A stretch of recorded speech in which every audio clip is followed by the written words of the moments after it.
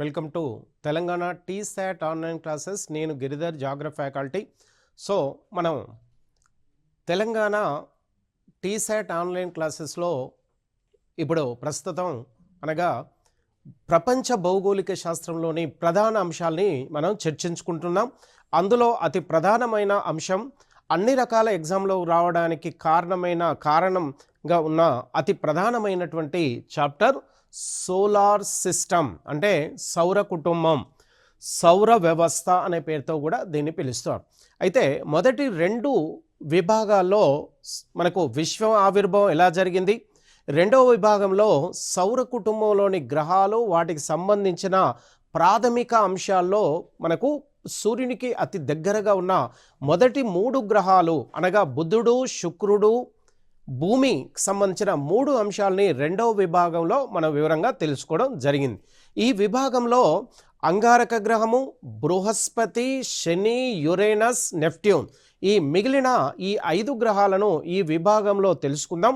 అదేవిధంగా మనకు ఆస్ట్రాయిడ్స్ అంటే లఘు గ్రహాలు, తోకచుక్కలు, ఉల్కల వంటి అంశాలని కూడా ఈ చాప్టర్లో మనం వివరంగా చూద్దాం, అంటే ఈ విభాగంలో వివరంగా చూద్దాం.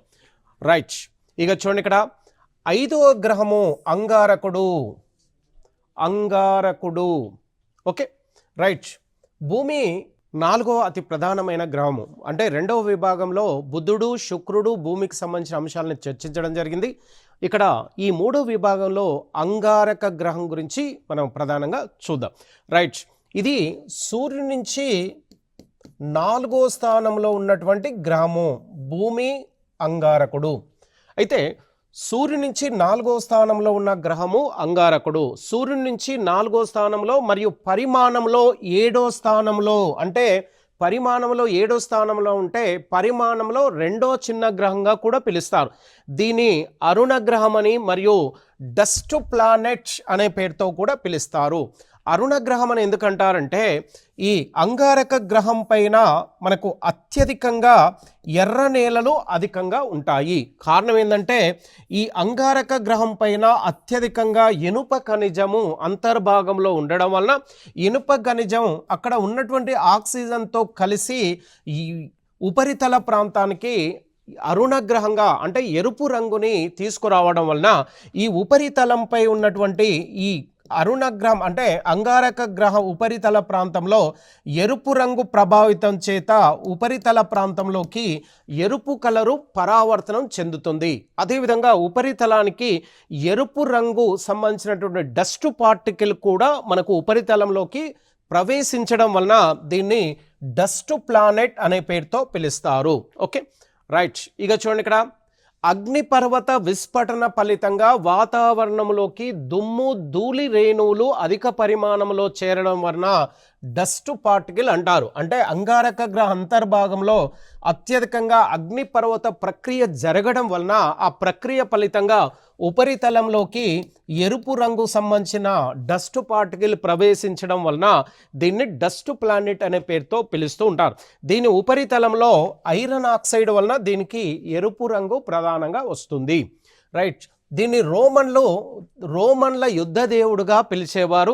అదేవిధంగా జీవి ఉండవచ్చనే భావిస్తూ ఉన్నారు. There are the chances to live the human being, అక్కడ మానవునికి సంబంధించిన, జంతువులకు సంబంధించిన ఉనికి ఉండవచ్చనే అంశాన్ని శాస్త్రవేత్తలు గ్రహించారు. కానీ ఖచ్చితంగా ఉంటారనే అంశాన్ని ఇక్కడ నిర్ధారణకు రాలేదు. భ్రమణ సమయము 24 గంటల 37 నిమిషాలు, అంటే అంగారక గ్రహము తన చుట్టూ తాను తిరిగేందుకు 24 గంటల 37 నిమిషాలు పడుతుంది. అదేవిధంగా ఈ గ్రహము సూర్యుని ఈ సమయం భూమికి దాదాపుగా సమానంగా ఉంటుంది. భ్రమణ సమయం అంటే భూమికి కూడా మనకు ప్రధానంగా 24 గంటలు ఉంటుంది కాబట్టి ఈ అంగారక గ్రహానికి కూడా 24 గంటల భ్రమణ సమయం ఉంటుంది. కాబట్టి దాదాపుగా భ్రమణ సమయాలు భూమికి అంగారక గ్రహానికి సమానంగా ఉంటాయి. రైట్, దీని పరిభ్రమణ కాలం 687 రోజులుగా మనకు ప్రధానంగా తెలుస్తుంది. అంటే భూమి కంటే పరిభ్రమణ కాలము అధికంగా ఉంటుంది, అంటే 2 రెట్లు ఉన్నట్టుగా మనకు అర్థమవుతుంది. దీని ఆర్యదేవత అయిన మంగళ అనే పేరుతో దీన్ని పిలుస్తారు. అంగారక గ్రహాన్ని మంగళ గ్రహం అనే పేరుతో కూడా పిలుస్తారు. అందుకే దీని అన్వేషణకై అంగారక గ్రహం పైన వాని యొక్క ఉపరితల ప్రాంతంలో వాతావరణము, రసాయనిక, భౌతిక అంశాలను అన్వేషించేందుకు దీనిపైకి మంగళయాన్ అనే పేరుతో ఒక గ్రహాన్ని, ఉపగ్రహాన్ని పంపించడం జరిగింది. కాబట్టి దాన్ని అంగారక ఉపగ్రహము అనే పేరుతో కూడా దీన్ని పిలుస్తారు. మంగళయాన్ అనే ఉపగ్రహాన్ని అంగారక ఉపగ్రహం అనే పేరుతో కూడా పిలుస్తారు. దీనిపైకి ఈ మంగళయాన్ అంటే అంగారక ఉపగ్రహాన్ని ఎప్పుడు పంపించారంటే 5 నవంబర్ 2013లో దీన్ని పంపించారు.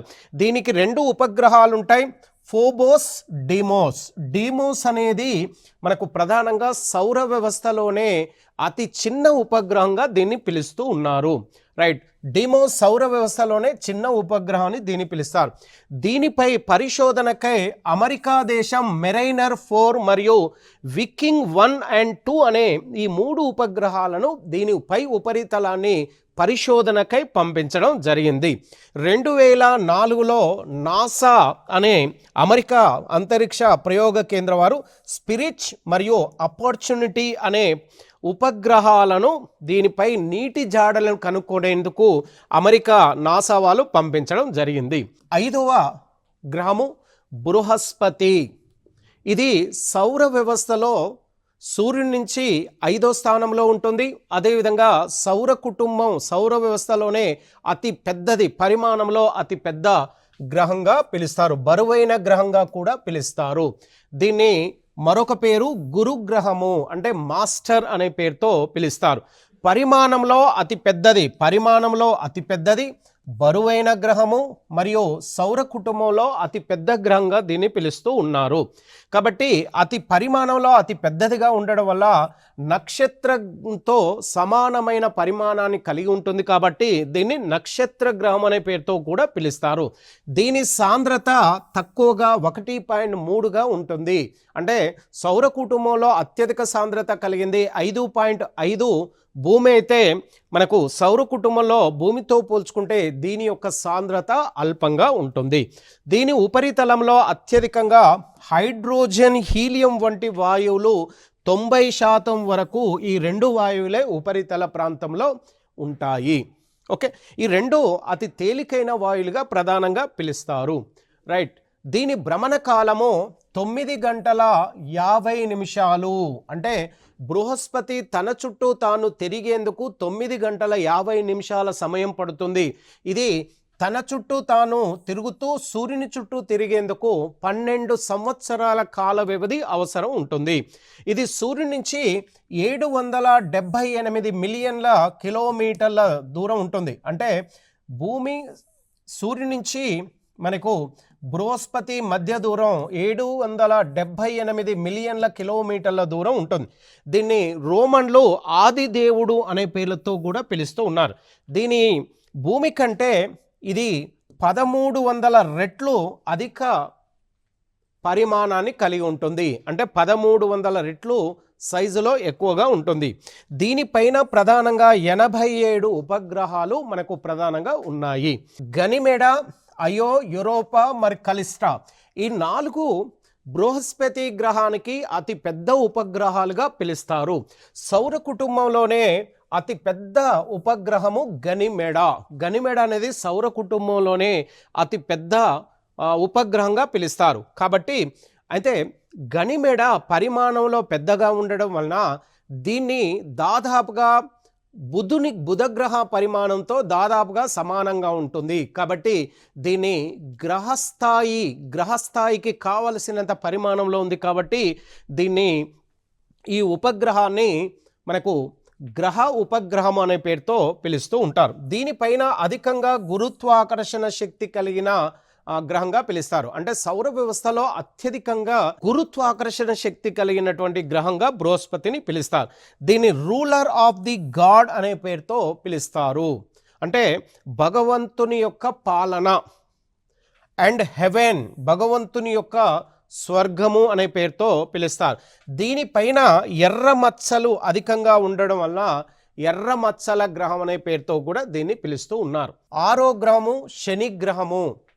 సౌర కుటుంబంలో సూర్యుని నుంచి 6వ స్థానంలో ఉంటుంది. పరిమాణంలో 2వ అతిపెద్ద గ్రహంగా దీన్ని పిలుస్తూ ఉన్నారు. 2వ పెద్దది సూర్యుని నుంచి 6వ స్థానంలో ఉంటుంది. దీన్ని సూర్యుడు మరియు శని గ్రహాల మధ్య దూరము 1427 మిలియన్ల కిలోమీటర్ల దూరం ఉన్నట్టుగా తెలుస్తుంది. దీన్ని అందమైన గ్రహంగా పిలుస్తారు. సౌర కుటుంబంలోనే దీన్ని అత్యంత బ్యూటిఫుల్ ప్లానెట్ అంటారు. ఎందుకంటారంటే దీని చుట్టూ మనకు అంటే వెలుతురు పరావర్తనం చెందించే 3 వలయాలు ఉంటాయి. ఈ 3 వలయాల ఫలితంగా ఎక్కువగా సూర్యకిరణాలు ఈ వలయం పైన ఆ వెలుతురు ఆ వలయాల నుంచి ఎక్కువగా వెలుతురు పరావర్తనం చెందుతుంది. కాబట్టి అందమైన గ్రహంగా పిలుస్తారు. దీని చుట్టూ దుమ్ము ధూళి రేణువులతో కూడి 3 వలయాలు ఉంటాయి. అంటే ఈ 3 వలయాలు దుమ్ము ధూళితో పాటు మనకు వివిధ రకాలైనటువంటి వాయువులో ప్రధానమైనది హైడ్రోజన్ వాయువు కూడా ఈ వలయాల్లో ఉండడం, ఆ వలయాల చుట్టూ దుమ్ము ధూళితో కలిసి సూర్యకిరణాలు ప్రసరించినప్పుడు ఆ సూర్యుని కిరణాలు పరావర్తనం చెందినప్పుడు సౌర కుటుంబంలోనే అత్యంత అందంగా కనబడుతూ ఉంటుంది. దీని సౌర వ్యవస్థలో మణిహారంగా పిలుస్తారు. Is the jewel of the solar system అనే పేరుతో పిలుస్తారు. దీని విధంగా గాడ్ ఆఫ్ అగ్రికల్చర్ అనే పేరుతో కూడా పిలుస్తూ ఉన్నారు. దీని సాంద్రత 0.7 అంటే సౌర వ్యవస్థలోనే అత్యల్ప సాంద్రత కలిగిన గ్రహము శని గ్రహము. అత్యధిక సాంద్రత కలిగింది భూమి 5.5, అత్యల్పంగా 0.7 ఉంటుంది.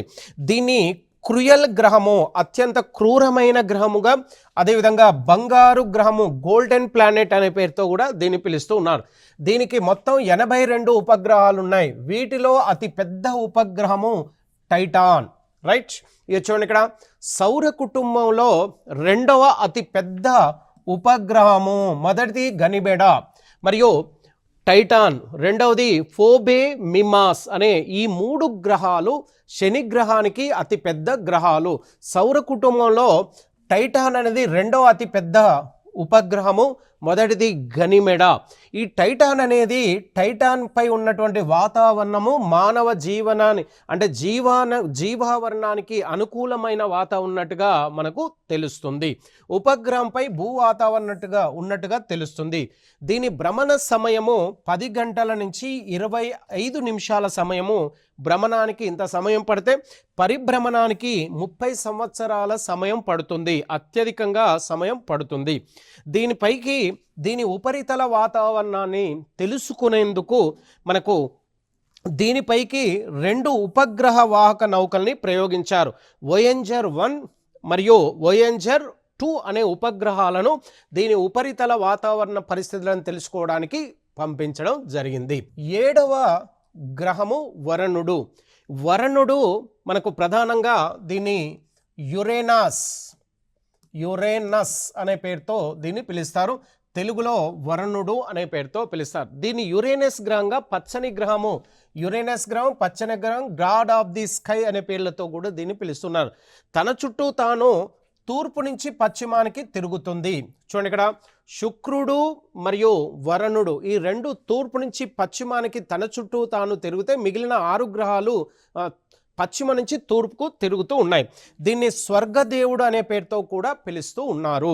రైట్, దీని భ్రమణ కాలము తన చుట్టూ తాను తిరిగేందుకు పట్టే సమయం 10 గంటల 45 నిమిషాల సమయం పడుతుంది. రైట్, దీని భ్రమణ కాలము పరిభ్రమణ కాలము 84 సంవత్సరాలు అంటే ఒక జీవన కాలము.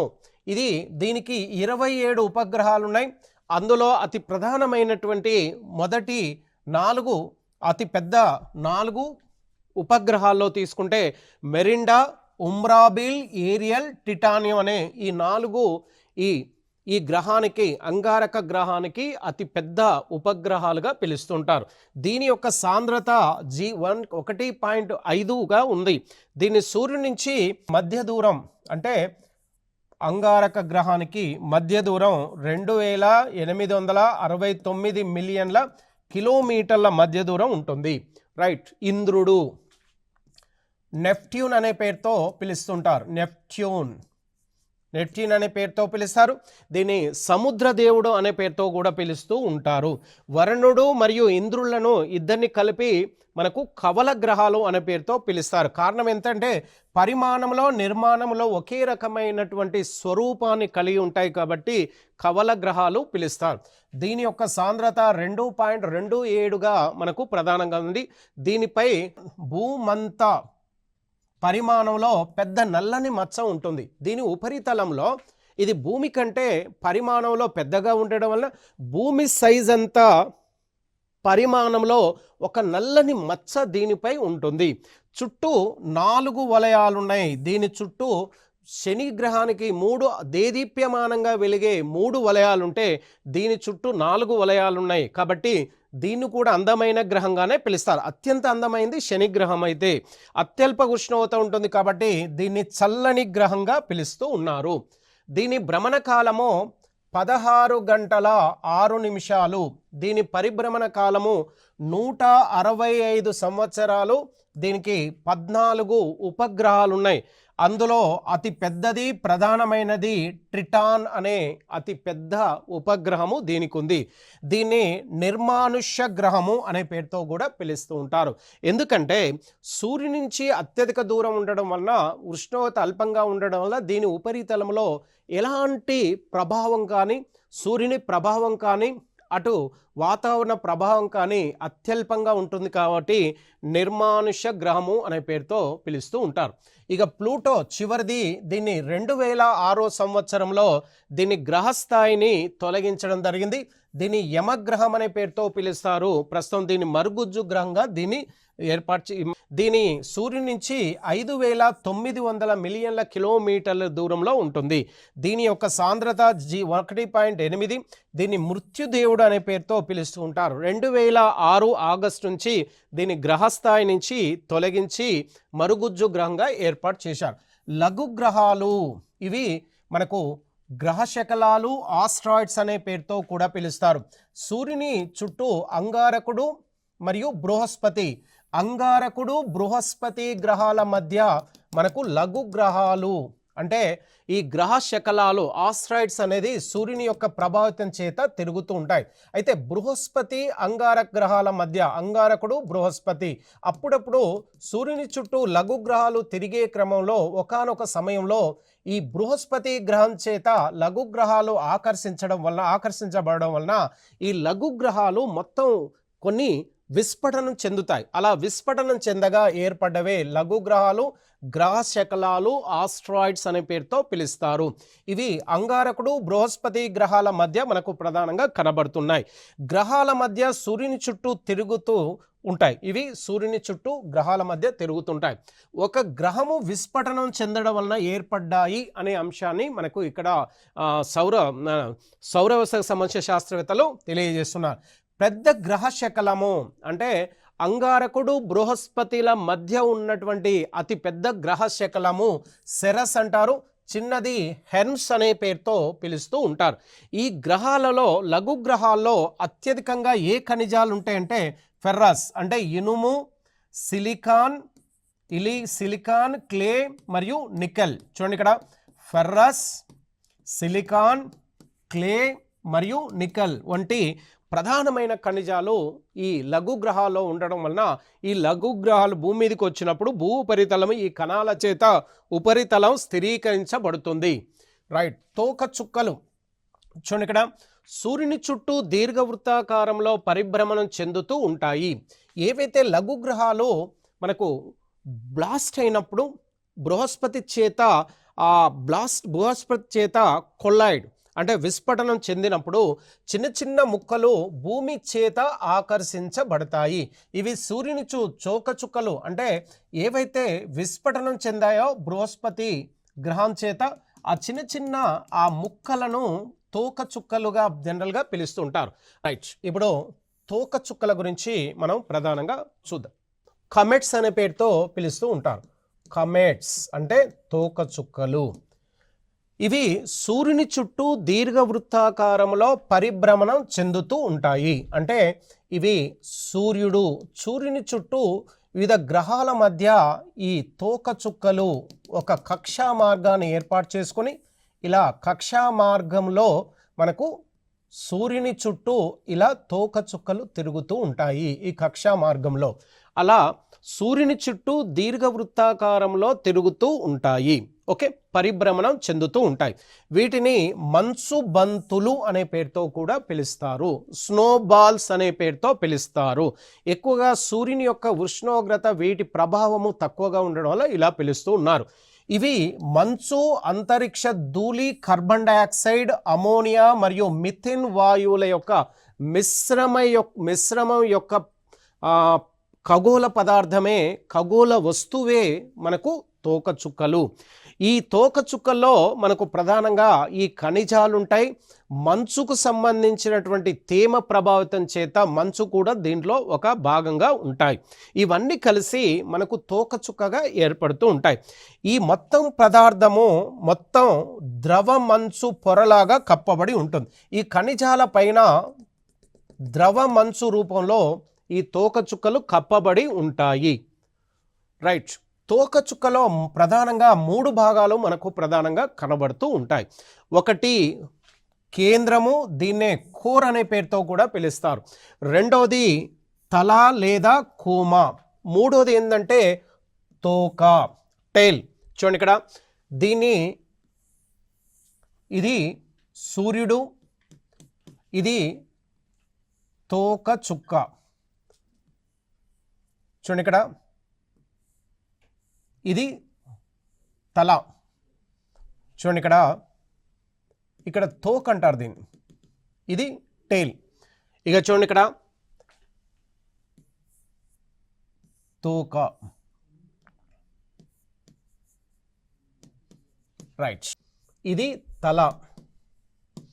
చూడండి ఇక్కడ, దీని కేంద్రం, కోర్ లేదా కేంద్రము, తల లేదా కోమ అనే పేరుతో పిలుస్తూ ఉంటారు. తోకచుక్కలో మనకు ప్రధానంగా అత్యధికంగా హైడ్రోజన్ వాయువు ఉండడం వలన, ఇక చూడండి ఇక్కడ, సూర్యుడి నుంచి ఎక్కువ దూరం ఉన్నప్పుడు, తక్కువ దూరం ఉన్నప్పుడు తోకచుక్కల యొక్క స్థితిగతులు ఎలా ఉంటాయంటే, తక్కువ దూరం ఉన్నప్పుడు ఇక్కడ తల, కోర్, కేంద్రం ఈ రెండు కనిపిస్తాయి. కానీ తోక తక్కువ దూరం ఉన్నప్పుడు తోక మాత్రమే కనబడుతుంది, తోక కనబడుతుంది. వీటితో పాటు తల, కోర్ రెండిటితో పాటు తలకు మన తోక కూడా కనబడుతుంది. కానీ ఎక్కువ దూరం ఉన్నప్పుడు తల, కోర్ ఈ రెండు మాత్రమే కనబడతాయి, కానీ తోక మాత్రం కనబడదు. ఇది తోకచుక్కలకు సూర్యునికి మధ్య ఉన్న సంబంధం. ఎక్కువ దూరం ఉన్నప్పుడు తోకచుక్కల్లో తోక అన్విజిబుల్, అంటే మనకు కనబడకుండా ఉంటుంది. అదేవిధంగా మధ్య దూరం తక్కువ ఉన్నప్పుడు తోక దేదీప్యమానంగా వెలుగుతూ వెలుతురుని విడుదల చేస్తూ ఉంటుంది. తోకచుక్కలో ప్రధానమైనది హెలీ తోకచుక్క. మనకు ప్రధానంగా కొన్ని తోకచుక్కలు భూమికి దగ్గరగా వస్తూ ఉంటాయి. సూర్యుని చుట్టూ తిరిగే క్రమంలో ఒకానొక సమయంలో కొన్ని తోకచుక్కలు భూమికి దగ్గరగా వస్తాయి. అలా భూమికి దగ్గరగా వచ్చే తోకచుక్కలో హెలీ తోకచుక్క, ఇది ప్రతి 76 సంవత్సరాలకు ఒకసారి భూమికి అతి సమీపంగా వస్తూ ఉంటుంది. భూమికి సమీపంగా వస్తూ ఉంటుంది అంటే 76 సంవత్సరాలకు ఒకసారి భూమికి దగ్గరగా వచ్చే తోకచుక్క ఏంటంటే హెలీ తోకచుక్క. ఈ తోకచుక్క, హెలీ తోకచుక్క 1986లో భూమికి దగ్గరగా వచ్చింది. తర్వాత 2062లో మళ్ళీ భూమికి దగ్గరగా వచ్చే అవకాశం ఉంది. ఈ హెలీ తోకచుక్కను ఎడ్మండ్ హెలీ అనే అతను ఈ తోకచుక్కకు సంబంధించినటువంటి పూర్తి పరిశోధన చేసి ప్రపంచానికి అందించాడు. రైట్, ఉల్కలు, మెట్రాయిడ్స్ అనే పేరుతో ప్రధానంగా పిలుస్తారు. భూమి ఆకర్షణకు లోబడి అంతరిక్షం నుండి వచ్చే ఖగోళ వస్తువులు. ఇప్పుడు ఇంతకుముందే చెప్పాం, ఇది అంగారకుడు, బృహస్పతి. భూమి, అంగారకుడు, బృహస్పతి మధ్య లఘు గ్రహాలు తిరుగుతూ ఉంటాయి. అవి ఒకానొకప్పుడు బృహస్పతి చేత తాడనం చెంది విస్ఫోటనం చెందిన తర్వాత ఆ ముక్కలుగా అయినటువంటి విస్ఫోటన గ్రహాలు ఇక్కడ భూమికి దగ్గరగా వస్తాయి, భూమి వైపు ఆకర్షించబడతాయి. అంటే ఆ చిన్న విస్ఫోటనం చెందినటువంటి ఆ ఖగోళ పదార్థాలు భూమి గురుత్వాకర్షణ శక్తి చేత భూమికి దగ్గరగా రావడం జరుగుతుంది. ఇవి మీసో ఆవరణంలో చూడండి, ఇక్కడ ఇది భూమి దాదాపుగా 1600 కిలోమీటర్ల మందంలో వాతావరణం ఉంటుంది. ఇందులో ట్రోఫో, స్ట్రాటో, మీసో, ఐనో, ఎక్సో ఆవరణాలు ఉంటాయి. అయితే మూడో ఆవరణంలోకి భూమి నుంచి అంగారక గ్రహం నుంచి ఈ చిన్న చిన్న లఘు గ్రహాలు భూమి వైపుకు రావడం వలన ఇవి మూడో గ్రహం అయినటువంటి మీసో ఆవరణంలోకి ప్రవేశించగానే ఇక్కడ ఉన్న ఉష్ణోగ్రతకు ఆ లఘు గ్రహాలు ఏవైతే ముక్కలుగా మారిపోయాయో అవన్నీ కూడా ఈ ఆవరణంలో మొత్తం మండిపోయి వేడికి ఘర్షణకు మండిపోయి ఇక్కడ చిన్న చిన్న ముక్కలుగా అవి ఏర్పడతాయి. అలాంటి ముక్కల్ని మనకు మీసో ఆవరణంలో రాగానే ఘర్షణ వల్ల అవి బూడిదగా మారుతాయి. కొన్ని పెద్ద ముక్కలుగా కూడా భూమి వైపుకు రావడం జరుగుతుంది. ఆ పెద్ద ఉల్కలను భూమి చేరగానే వాటిని ఉల్కాపాతాలు అంటారు. అంటే ఇక్కడికి రాగానే బూడిదగా మారగానే ఆ చిన్న ముక్కలుగా కాకుండా బూడిదగా మారిన తర్వాత మిగిలి ఉన్నటువంటి కొంత పెద్ద పరిమాణంలో ఉన్న వీటిని ఉల్కలు అంటారు. ఈ ఉల్కలు భూమిని చేరిన తర్వాత భూమిని చేరగానే వాటిని ఉల్కాపాత సరస్సులు అంటారు. ఇది పెద్ద పరిమాణంలో ఉండే ఆ ఉల్కలు భూమి మీద పడే ఆ ప్రాంతాల్ని ఉల్కాపాత సరస్సులుగా పిలుస్తూ ఉంటారు. భూమిని తాకిన శకలాలను ఉల్కాపాతాలు అంటారు. ఎక్కడైతే ఉల్కలు భూమి మీద పడతాయో వాటిని ఉల్కాపాతాలు అనే పేరుతో శకలాలను ఉల్కాపాతాలు అంటారు. ఆ పడిన ప్రాంతాన్ని ఉల్కాపాత సరస్సులు అనే పేరుతో పిలుస్తారు. వీటిని షూటింగ్ స్టార్ లేదా ఫాలింగ్ స్టార్ అనే పేరుతో కూడా వీటిని ప్రధానంగా పిలుస్తూ ఉంటారు. రైట్, ఇది మనకు సౌర కుటుంబానికి సంబంధించినటువంటి పూర్తి అంశాలు. అంటే మనం ఏదైతే ఇప్పటివరకు చెప్పుకున్నామో ఇవన్నీ కూడా దాదాపుగా అన్ని రకాల ఎగ్జామ్లో ఇప్పటివరకు వచ్చిన అన్ని రకాలైనటువంటి క్వశ్చన్స్ని ఇందులో మనం కలిపి మీకు భారీ కంటెంట్ కింద దీన్ని సౌర వ్యవస్థలోని భాగంగా ఇవ్వడం జరిగింది. ఈ 3 విభాగంలో ఏవైతే తీసుకోవడం జరిగిందో ఖగోళ వస్తువులు ఇవన్నీ కూడా అత్యంత ఎక్కువసార్లు స్టేట్మెంట్ వైజ్గా ఎక్కువగా క్వశ్చన్స్ ఇవ్వడం జరిగింది. కాబట్టి ఈ 3 విభాగాల్లో సౌర వ్యవస్థకు సంబంధించి విశ్వానికి సంబంధించిన పూర్తి వివరాలని ఇక్కడ ఎక్స్ప్లెయిన్ చేయడం అనేది జరిగింది. Right, all the best.